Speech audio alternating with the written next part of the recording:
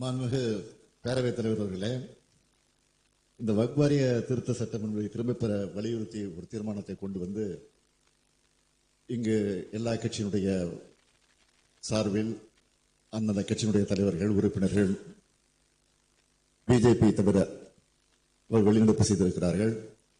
இங்கு பிரதான எதிர்கட்சியும் மனதார வரவேற்றிருக்கிறார்கள். அதற்காக நான் முதலில் எல்லோருக்கும் நன்றியை தெரிவித்துக் கொள்கிறேன். அதே நேரத்தில் பிரதான எதிர்கட்சியாக இருக்கக்கூடிய அதிமுகவுடன் நான் வைக்கக்கூடிய ஒரு கோரிக்கை, நேற்று முன்தினம் இதே அவையில் இருமொழி கொள்கை பிரச்சனை பற்றி பேசுகிற போது ஒன்றை சொன்னேன். எதிர்கட்சி தலைவர் அவர்கள் டெல்லிக்கு சென்றிருக்கிறார்கள். எனக்கு செய்தி கிடைத்திருக்கிறது, யாரை சந்திக்க போகிறார் என்று அந்த செய்தியும் கிடைத்திருக்கு சொன்னேன்.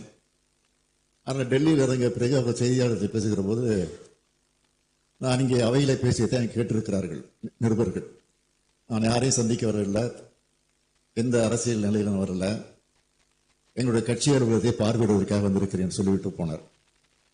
அதற்கு பிறகு மாலையில பார்த்தால் ஒரு காரில் ஏறி புறப்பட்டிருக்கிறார், இன்னொரு காரில் மாறி ஏறி, இன்னொரு காரில் மாறி ஏறி உள்துறை அமைச்சரை போய் சந்தித்திருக்கிறார். சந்திக்கிட வேண்டாம் என்று சொல்ல, தவறுன்னு நான் சொல்லல.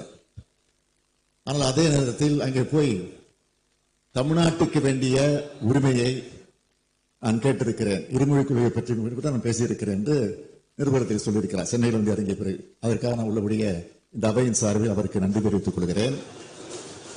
நன்றி தெரிவிக்க அதே நேரத்தில் எப்படி இருமொழி கொள்கையை பற்றி வலியுறுத்தி வந்துட்டு சொன்னாரோ, அதுவே இந்த பிரச்சனையும் அடுத்த முறை டெல்லிக்கு செல்கிற போது அவர் வலியுறுத்த வேண்டும் என்ற அந்த வேண்டுகோளை வைத்து என் முறை நிறைவு செய்கிறேன். வணக்கம். மாண்புமிகு முதலமைச்சர் அவர்களின் தீர்மானம் பேரவையின் முடிவுக்கு விடப்படுகிறது. ஏற்போர் ஆமன்க, மறுப்போர் இல்லை என்க. மறுப்போரே இல்லை என்று கருதுகிறேன். மறுப்போரே இல்லை. தீர்மானம் ஒருமனதாக நிறைவேறியது.